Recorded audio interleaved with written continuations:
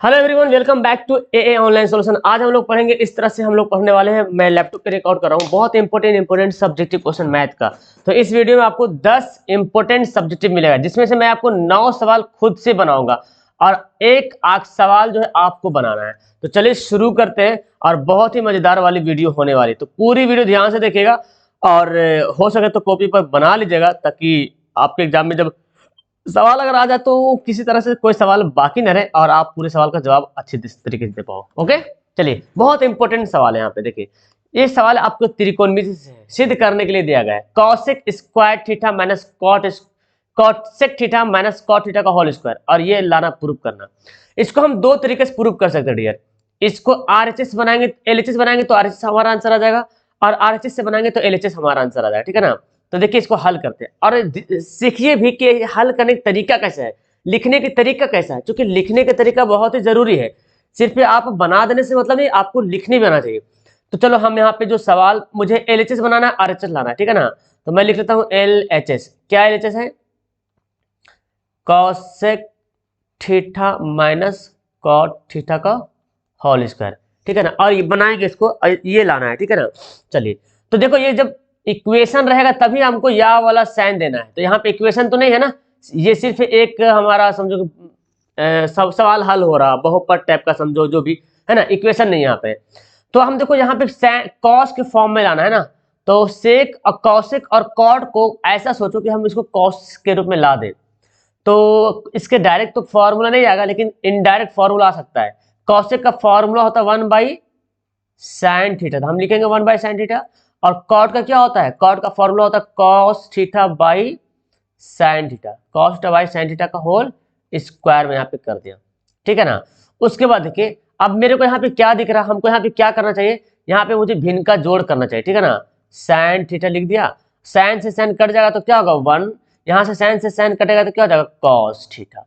यहाँ इसके बाद बच्चा गड़बड़ा जाता है कि इसके बाद स्क्वायर वाला गड़बड़ा जाता है कि स्क्वायर को करे क्या करें। देखिए, आपने एक सवाल पढ़ा होगा क्लास 8 में कि a प्लस बी का a बटे बी का स्क्वायर अगर दिया हुआ है तो हम इसको a का स्क्वायर और b का स्क्वायर कर सकते हैं, अलग अलग इसको इस तरह से कर सकते हैं। ठीक है। तो यहाँ पे भी इसी प्रकार 1 माइनस कॉस का स्क्वायर है ना, तो हम लिख सकते हैं 1 माइनस कॉस थीटा का होल स्क्वायर। इसको अलग कर दिया और साइन स्क्वायर थीटा का कर दिया, अलग कर दिया। ये दोनों मैंने क्या कर दिया, अलग कर दिया। अब इसके बाद देखिए, इधर मैं मिटा देता हूँ। ओके, यहाँ पे समझे ध्यान से। चलिए, तो यही पे बनाते हैं। इसके बाद समझिए, ये मैं लाइन दे दिया। एग्जाम में आप अगर बनाओगे ना तो आप ऐसे लाइन करके बनाना। ठीक है ना, तो ताकि लगे हाँ कि इसका कटा हुआ पार्ट यहाँ पे है। अब देखो, ये क्या करेंगे, हमको लाना क्या है, यहाँ पे देखिए, हमको लाना है वन, ऊपर में 1 माइनस कॉस लाना है, और नीचे यहाँ पे देखिए 1 माइनस कॉस आ चुका है ना, आया कि नहीं। देखिए 1 माइनस कॉस यहाँ पे मेरे को दिख रहा है, 1 माइनस कॉस। तो ऊपर को सोचो कि क्या करें, इसको a माइनस बी का होल स्क्वायर नहीं तोड़ना है, क्योंकि जब तोड़ेंगे a माइनस बी का होल स्क्वायर तो 2 कॉस हो जाएगा, तो गड़बड़ हो जाएगा ना। तो इसको ऐसा करते हैं, 1 माइनस कॉस को ऊपर में डबल बार लिख देते हैं, 1 minus cos theta into 1 minus cos theta. ये कर सकते कि नहीं, मैंने कर दिया। चलिए, अच्छा, साइन को बदलना है कॉस में। साइन स्क्वायर का फॉर्मूला होता है क्या, 1 माइनस कॉस स्क्वायर थीटा।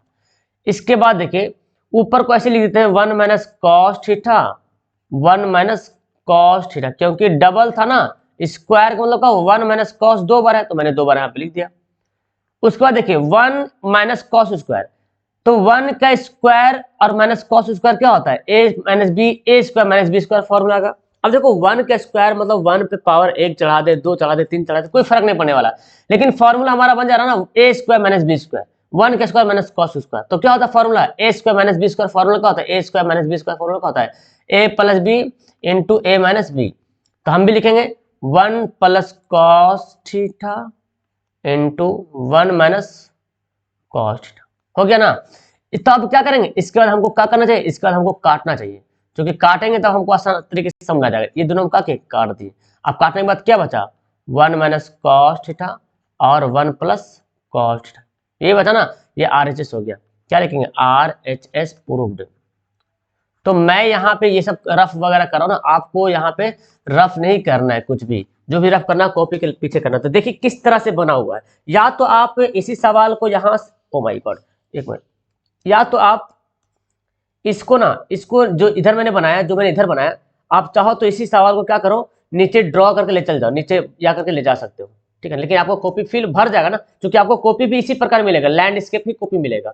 तो जब इधर रहेगा तो बीच में पार्टिसिपेट करना और इधर बना देना, ठीक है। तो थोड़ा अच्छा लगेगा देखने के लिए। अब देखिए दूसरा सवाल यहाँ पे, इसका हल करते हैं। यहाँ पे हल भी लिख सकते हैं, सॉल्यूशन भी लिख सकते हैं, कोई दिक्कत वाली बात नहीं, ठीक है ना। अब दूसरा सवाल हमारा हाइट एंड डिस्टेंस है। हाइट एंड डिस्टेंस वो सवाल जब आ जाए तो सबसे पहली बात याद रखिए, फिगर बनाना बहुत जरूरी है। फिगर बनाइएगा तभी काम बनेगा, ठीक है ना। तो सवाल के अकॉर्डिंग फिगर बनाते हैं। बोलता क्या, भूमि से 60 मीटर ऊंचाई पर एक पतंग उड़ रही। तो जमीन मानते नीचे है, ऐसे है, और यहाँ पे 60 मीटर ऊंचाई पे एक पतंग उड़ रही, ठीक है। यहाँ पे पतंग उड़ रही, पतंग में लगी डोर को अस्थायी रूप से भूमि के एक बिंदु से बांध देते हैं। तो ये क्वेश्चन लंबा था इसलिए मैंने इंग्लिश में नहीं दिया, फिगर बना दे रहा हूँ, समझ लीजिएगा, ठीक है ना। यहाँ से एक डोर है, एक रस्सी है, भूमि के बिंदु पे बांध दी, और जहां पे बांध रहे ना वो बोलता है कि भूमि के डोरी के साथ जो है ना 60 डिग्री का झुकाव है, 60 डिग्री का कोण बनाता है। तो बोलता है डोरी की लंबाई ढीली नहीं होनी चाहिए, मतलब टाइट होना चाहिए। तो बोलता है इसकी डोरी की लंबाई बताइए, डोरी की लंबाई कितनी है। तो ये इसको मैं ए मान लेता हूँ, इसको मैं बी मान लेता हूँ, इसको सी मान लेता हूँ। ये फिगर बनाना बहुत जरूरी है। इसके बाद अब यहाँ पे जो फिगर में दिख रहा है वहां पे लिखना भी बहुत जरूरी है, तभी आपको नंबर मिलेगा ना, 2 नंबर। ये 2 नंबर का सवाल आता है ऐसा, 5 नंबर में डबल कोण रहेगा। तो यहाँ पे हम लिख देंगे माना कि क्या है, माना कि ए बी पतंग की ऊंचाई है, ठीक है ना, ऊंचाई है, जहां ए बी बराबर दिया हुआ है 60 मीटर, ठीक है ना। और ए सी क्या है, डोरी है, तथा ए सी पतंग की डोरी है। ये आप फिगर देके जो भी लिखोगे ना गलत नहीं होगा। और इस कोण को दर्शा देंगे, है ना, त्रिभुज A C B equal to 60 degree. यहाँ पे 60 डिग्री कोण बना। इतना बात लिखना बहुत जरूरी है आपके लिए, ठीक है ना। अब हम क्या करते हैं, अब यहाँ पे हमारे पास समकोण त्रिभुज दिख रहा ना, ए बी से एक समकोण त्रिभुज बन रहा, समकोण त्रिभुज। तो लिखेंगे यहाँ पे, इसलिए आप समकोण लिख भी सकते हैं, नहीं लिख सकते चलेगा। इसलिए समकोण त्रिभुज ए बी सी में, अब देखिए मुझे क्या निकालना है, मुझे निकालना ये वाला निकालना है ना, मुझे ये निकालना है। ये क्या है, ये है कर्ण। मेरे पास लंब दिया हुआ है, ये लंब दिया हुआ है, और मुझे कर्ण निकालना है, ये ना। तो लंब बटा कर्ण, सोचो कौन सा फॉर्मूला आता है, साइन में आता ना, लंब बटा कर्ण। तो थीटा यहाँ पे लेंगे कितना डिग्री, 60 डिग्री। तो हम ये लिखेंगे साइन 60 डिग्री बराबर लंब बटे कर्ण। तो लंब कौन है, ए बी, कर्ण कौन है, ए सी। देखिए ए बी लंब, ए सी कर्ण। तो क्या लिखेंगे, ए बी बटे ए सी। अब देखो साइन 60 का वैल्यू कितना होता है, √3/2, √3/2 यहाँ पे लिख दिया। ए बी का वैल्यू दिया होता है 60, और ए सी का वैल्यू हमको नहीं पता, तो चलो ऐसे नहीं देते हैं। अब हम पहले नीचे बना लेते हैं, मेरा कॉपी अभी जा रहा है नीचे, तो जाते हैं नीचे। अगर कॉपी यहीं तक अटक जाए तो रफ ये एक लाइनिंग खींच के इधर बनाना, ठीक है ना। तो देखो क्रॉस गुना कर देते हैं, √3 को ए सी गुना कर देते हैं जी, और 60 दूना 120 गुना कर दिया। उसके बाद क्या करते हैं, √3 चला जाएगा बटे में, है ना, बटे में चला जाएगा। अब देखो बटन चला गया तो क्या करेंगे भाई, अब देखिए यहाँ पे या का साइन देंगे, क्यों, क्योंकि देखो अब ये हमारा पास समीकरण बन गया, इसलिए या का साइन यहाँ पे देना बहुत लाजमी एकदम बन गया, ठीक है ना। सवाल सुंदर भी लगता है, देखने लगता है कि हाँ कंडीशन से बना हुआ। आप और भी लिख सकते हो यहाँ पे, आप ऐसे भी लिख सकते हो, और या तो या का भी साइन लिख सकते हो, या तो सिंपल से इस तरह से इंडिकेट कर सकते हो, तीर वाला निशान किस तरह से बना। अब मुझे क्या करना है, देखो नीचे हमको अपरिमेय संख्या रहा ना, नीचे अपरिमेय संख्या में नहीं रखना है भाई। तो क्या करेंगे, 120 बटे जो √3 दिख रहा, ये ऊपर भी √3 लिखेंगे और नीचे भी, यानी कि परमेयकरण कर देंगे, ठीक है ना। देखो तो इस सुंदर भी लग रहा है देखने में कि नहीं, 120 √3 बटे √3 को √3 गुना करेंगे 3 हो जाएगा। अब क्या करेंगे, कटेगा ना, अब कटेगा 3 चौक 120। तो अब यहाँ पे आपको कलम नहीं चेंज करना, मैं तो चेंज कर रहा हूँ काटने के लिए ताकि दिखे। आपको कलम नहीं ब्लू से ब्लैक नहीं कर देना है, ये मीटर। तो अब एसी क्या है भाई, एसी मैंने क्या माना था, डोरी की लंबाई, तो लिखेंगे इसलिए डोरी की लंबाई बराबर 40√3 मीटर। क्या हो गया, तुम्हारा आंसर हो गया, ठीक है। तो देखिए कितना मस्त तरीके से बना हुआ, लग रहा है कि हाँ कोई कॉपी में बना हुआ है, ठीक है। इस तरह बनाइएगा आप लोग, बहुत अच्छा लगेगा, नंबर मिलेगा फुल फिल। अगर इधर उधर कीजिएगा तो नंबर से नहीं मिलेगा। चलिए ये सवाल को देखिए हल करते हैं। ये सवाल क्या बोलता है, बोलता है कि उस बिंदु का निर्देशांक ज्ञात कीजिए जो बिंदु दिया हुआ है, ये दो बिंदु वाले रेखाखंड को 2-3 अनुपात में विभाजित करता है। तो इसको हम लोग क्या करेंगे ना, एक यहाँ पे डायग्राम भी बना लेंगे ताकि लगेगा। इसको मैं ए मान लेता हूँ, इसको मैं बी मान लेता हूँ, ठीक है ना। और यहाँ पे दिया हुआ है -1 7 और ये दिया हुआ है 4 -3, ठीक है, ए भी मान लिया। और एक बिंदु कहीं पे भी है, हमको नहीं पता कहाँ पे है, चलो मानते हैं यहाँ पे कोई पी नाम का कोई बिंदु है, इसका वैल्यू दिया है 2:3। क्या दिया है? 2 सॉरी पी तो निकालना हमको ना, बिंदु ही निकालना है। तो इसको जो 2 और 3 के अनुपात में विभाजित कर रहा है, ये वाला इसको क्या बोलते हैं? x1 y1। चलो हम अलग से लिख देते हैं, यहाँ पे नहीं लिखते हैं x1, यहाँ पे लिखते हैं माना कि -1, चलो a बराबर है बिंदु लिखते हैं, माना कि बिंदु ए, तो अच्छा लगेगा देखने में। क्योंकि देखो कॉपी जितना अच्छे तरीके से सुधार के लिखोगे ना, समझा के लिखो, उतना अच्छा रहेगा। आप समझना एग्जाम में कि बस पहली बार दे रहे आखिरी बार दे रहे, इससे बाद हमको नहीं देना है, इसलिए एकदम सजा के लिखना है। माना कि बिंदु ए -1 7 इक्वल टू क्या मान लें? x1 y1, और इसके बाद फिर क्या है? b, ये क्या है? 4 -3, इसको क्या मान लें? x2 y2। और यहाँ पे जो दिया हुआ है, यहाँ पे क्या मान 2 और 3 दिया हो ना, तो हम AP कितना, देखो AP अनुपात PB, ये ना भाई, AP कितना दिया है? AP 2 और ये क्या दिया है? 3 दिया है। इसको हम क्या करेंगे? M1 और अनुपात M2 मान लेंगे, यानी कि M1 बराबर 2, M2 बराबर 3, ठीक है ना। यहाँ पे मैंने अनुपात बता दी कि AP 2 है, PB 3 है अनुपात में। अब ये हो गया। अब हमको क्या यहाँ पे बताना है? विभाजन फॉर्मूला बैठाना है, तो हमको लिखना पड़ेगा इसलिए, और ये लाइनिंग सीधा ले जाना, थोड़ा मेरे डिजिटल से लिख रहा हूँ ना तो टेढ़ा हो जा रहा है, कॉपी में सीधा ले जाना, ये सीधा ले जाना एकदम। इसलिए विभाजन सूत्र से, अब विभाजन के सूत्र से आपको फॉर्मूला क्या याद करना है? सूत्र से निकालना है विभाजन सूत्र से क्या निकालना है? पी का निर्देशांक, पी का निकालना ना।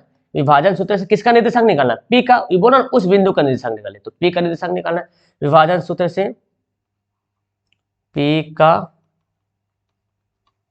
निर्देशांक। अब यहाँ फॉर्मूला बैठाएंगे, क्या होता है? m1 x2 plus m2 x1 बटे m1 प्लस m2। फॉर्मूला लिखना बहुत जरूरी है, ठीक है ना। m1 y2 plus m2 y1 बटे m1 प्लस m2, फॉर्मूला लिखना बहुत एकदम लाजमी है, ठीक है। अब यहाँ पे हम बराबर का साइन देंगे क्योंकि इक्वेशन नहीं बना। अब m1 कितना है? 2 है, यहाँ पे ध्यान से देखिए, बैठाइए। m1 कितना है? 2 है। x2 कितना है? देखिए 4 है, ठीक है, प्लस m2 कितना है? 3 है। x1 कितना है? -1 है। ये माइनस प्लस ध्यान से बैठाना है। m1 2 है, m2 3 है। उसके बाद यहाँ पे m1 कितना है? 2 है। y2 कितना है? -3 है, प्लस m2 कितना है? 3 है, और y1 कितना है? 7 है, बटे 2 + 3 हो गया। ये आपको बनाना है। अब इसको हल कर लेते हैं।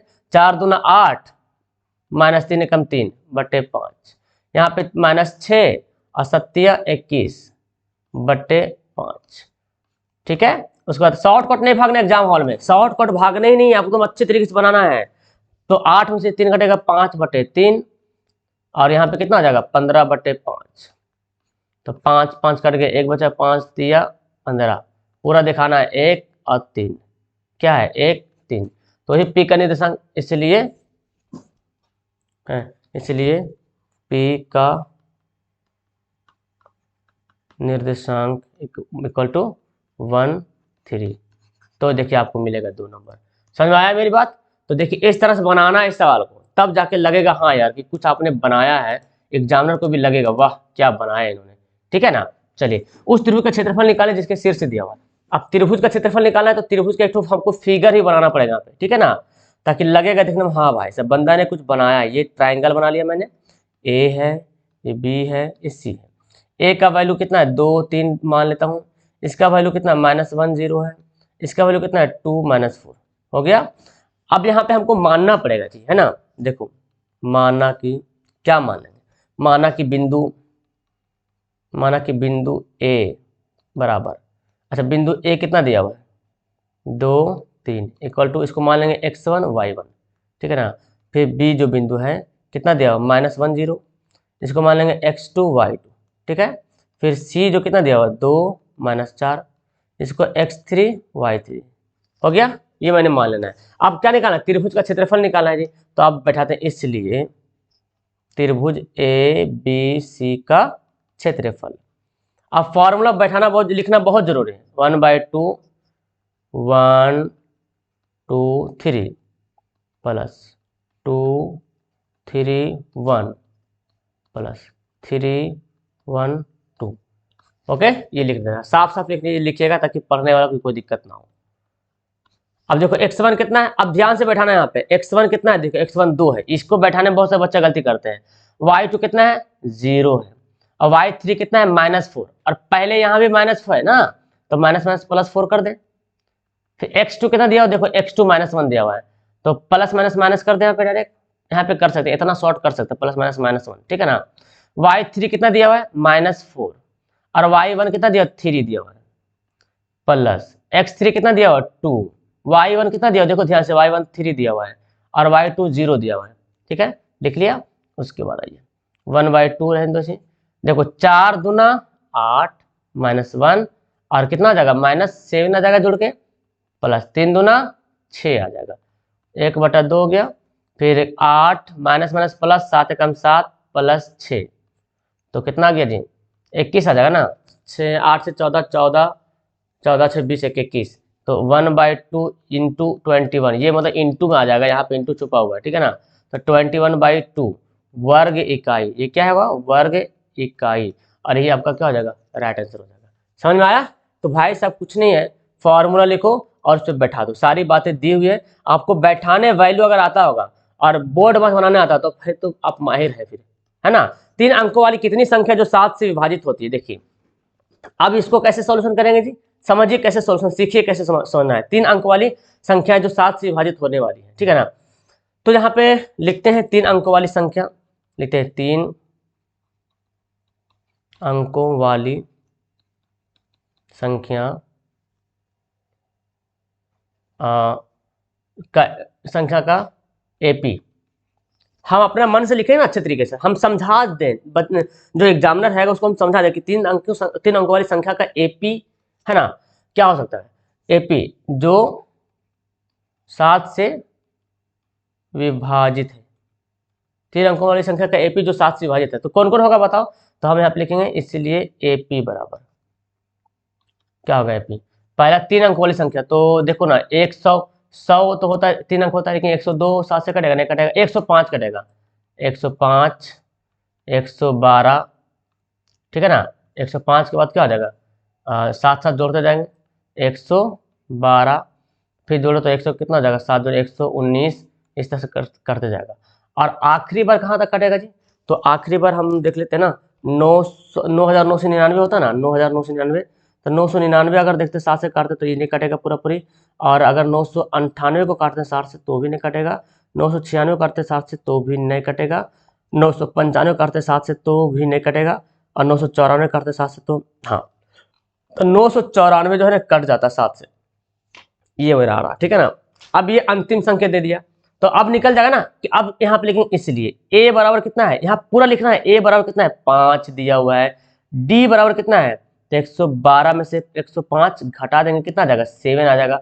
उसके बाद ये जो 994 है, ये क्या है tn बराबर, तो कितना दिया हुआ 994 हो गया, इतना बराबर।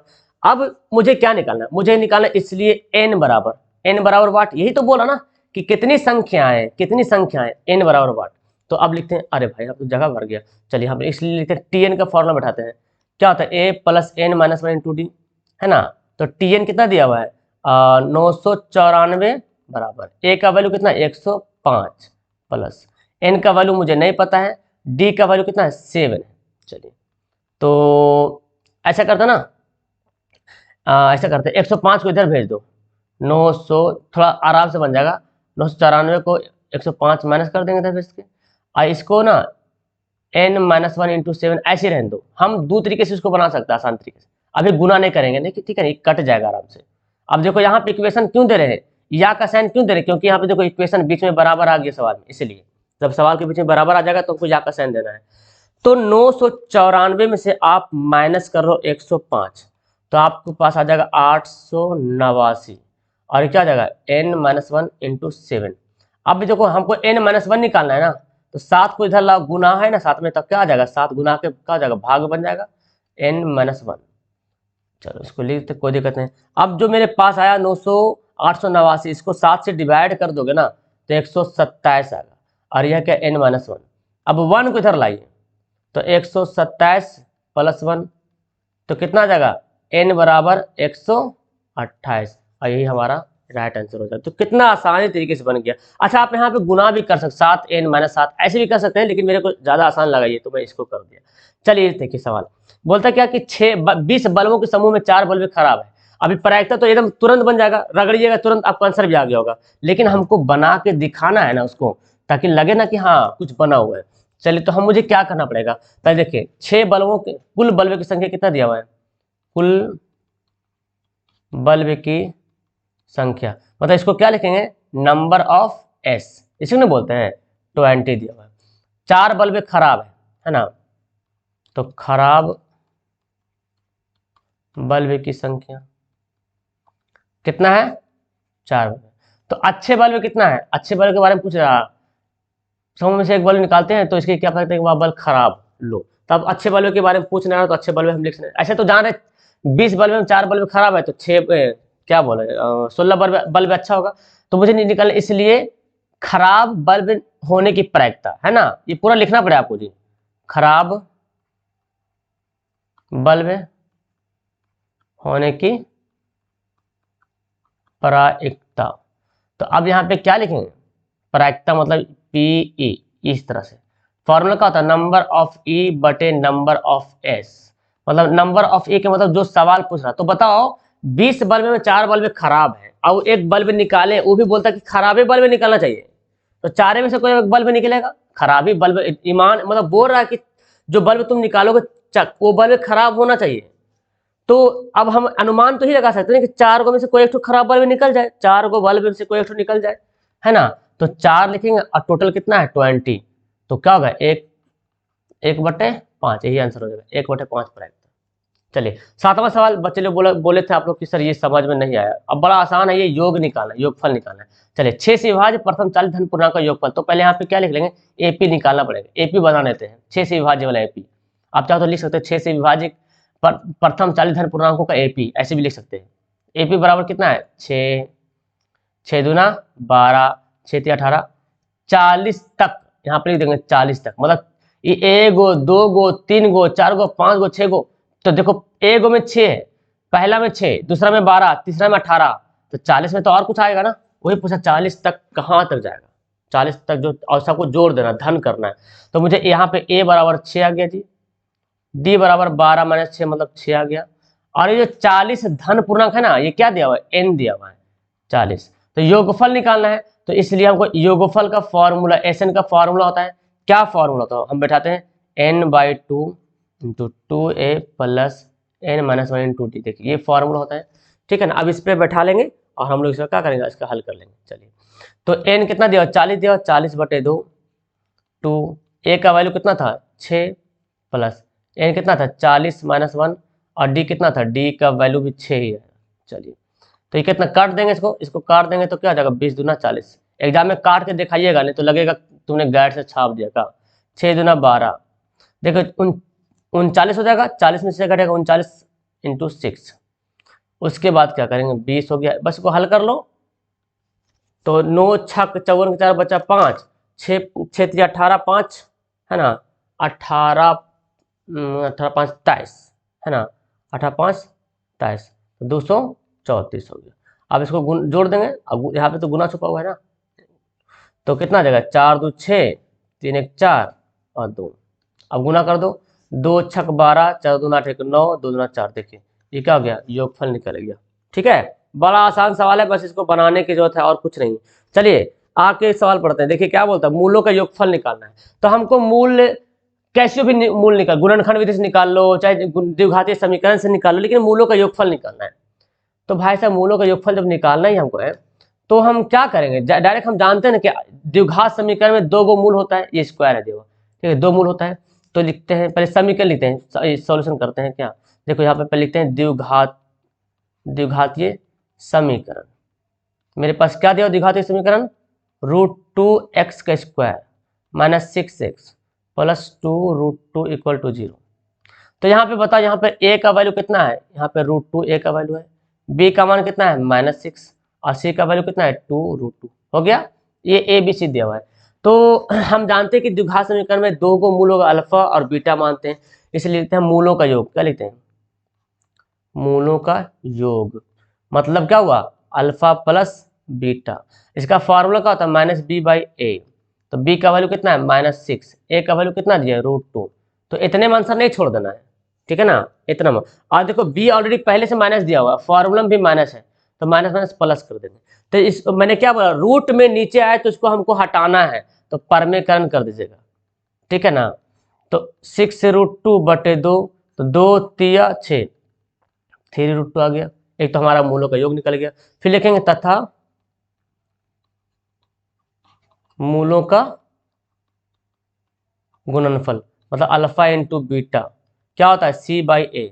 c का वैल्यू 2√2 और a का वैल्यू √2, तो √2 कट गया, क्या बचा 2 बचा। तो लिखते हैं इसलिए मूल बराबर है ना, मूल इक्वल टू कितना आ गया 3√2 आ गया और 2 आ गया, ये हो गया तुम्हारा। तो आराम से बन गया ना सवाल। कुछ जाने सवाल में, कुछ जाने, बस आपको प्रैक्टिस करेंगे ये सवाल देखो। और 10वां सवाल आपके लिए होमवर्क रहेगा, ठीक है ना। बोलता है क्या कि 3 सेंटीमीटर त्रिज्या वाले एक वृत्तखंड, एक त्रिज्या खंड के क्षेत्रफल की निकालना है, केंद्रीय कोण दिया हुआ है। तो हमको लिखना है यहाँ पे त्रिज्या खंड का क्षेत्रफल निकालना है। तो लिखते हैं वृत्त के त्रिज्या खंड की परिमिति, वृत्त के